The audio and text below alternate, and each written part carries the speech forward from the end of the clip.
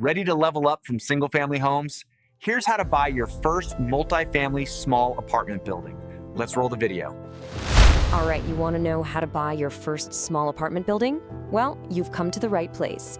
This is the complete guide, and it's brought to you by our friends at Real Estate Rank IQ. We are going to cover the exact steps you need to take from finding that perfect property all the way to getting those keys in your hand at the closing table. And listen, we're not messing around with theory here. There's no fluff. This is the real deal, practical playbook for your very first acquisition. Okay, so let's start with the big question. Why a small apartment building? Why start there? Honestly, because for a new investor, it's hands down the single smartest move you can possibly make. Think about it. There are some huge strategic upsides. First off, you get way more control. And the down payment? It's so much more manageable.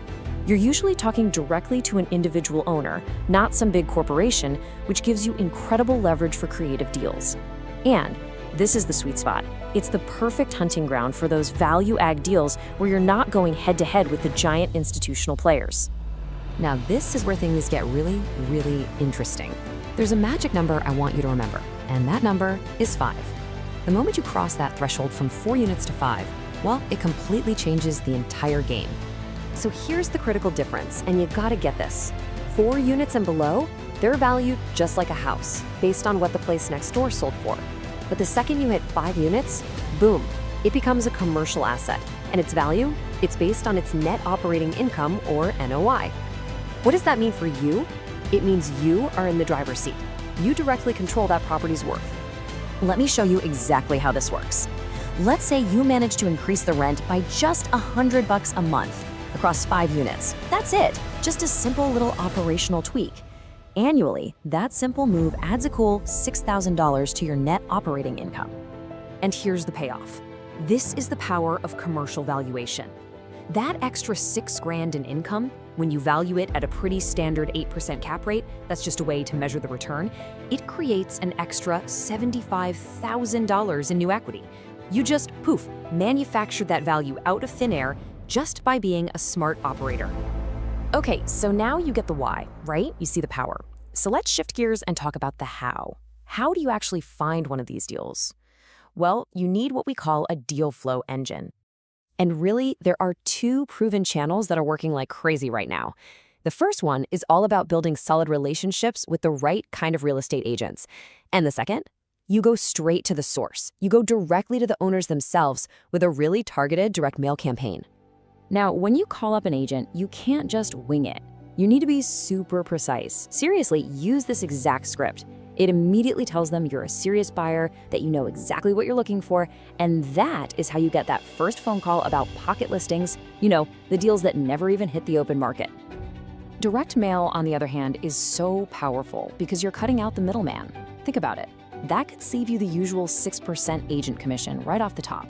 The conversations you have are often cleaner, more direct, and it just opens the door for all sorts of creative deal structures. The key here, though, is consistency. Target those out-of-state owners first and plan on hitting them with 3 to 5 mailings. Trust me, the magic often happens after that third touch. All right, you've got a potential property in your sights. Now comes the most important part, underwriting.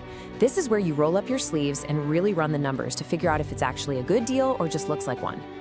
And to do this the right way, every single time, you follow a simple, repeatable 5-step process. First, you figure out all the potential income.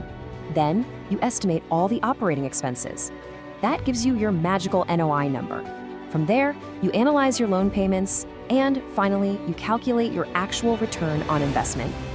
Let's walk through a real-world example here with a 12-unit building. So you start with the gross potential rent, what it could make if it was 100% full all the time. Then you subtract a little for vacancy to get your effective gross income. Next up, you estimate your operating expenses, and a pretty good rule of thumb here is somewhere between 40 to 50% of that EGI.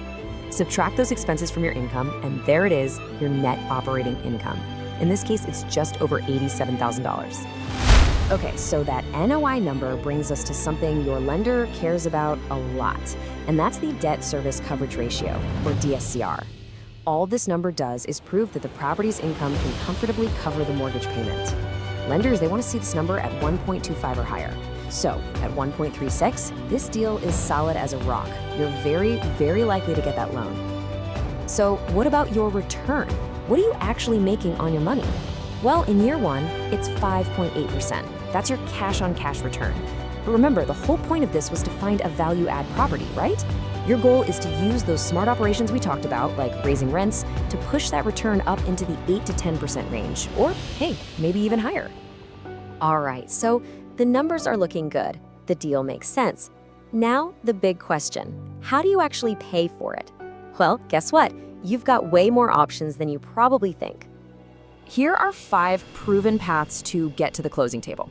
The most common, of course, is a conventional loan. That's your standard 25% down deal.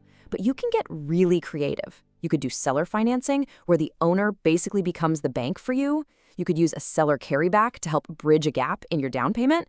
You could even use a master lease to get control with less cash out of pocket, or just wholesale the contract to another investor and build up your capital for the next one. So, how does all of this actually come together in the real world? I know, it can feel like a lot, maybe even a little overwhelming. But when you break it down into a 90-day action plan, it becomes totally manageable. This timeline here, it breaks it all down week by week. That first month is all about the hunt, building your lists, touring properties, and firing off offers.